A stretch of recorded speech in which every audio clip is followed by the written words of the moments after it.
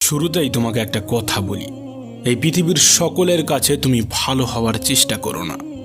তুমি চাইলেও এই পৃথিবীর সকলের কাছে ভালো হতে পারবে না। আজ পর্যন্ত কেউ তা পারেনি, আর তুমিও পারবে না।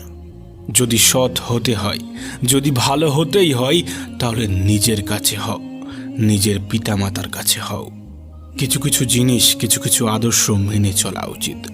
তার মধ্যে একটি আদর্শ হলো বন্ধুদের সাথে কখনো বিশ্বাসঘাতকতা করবে না।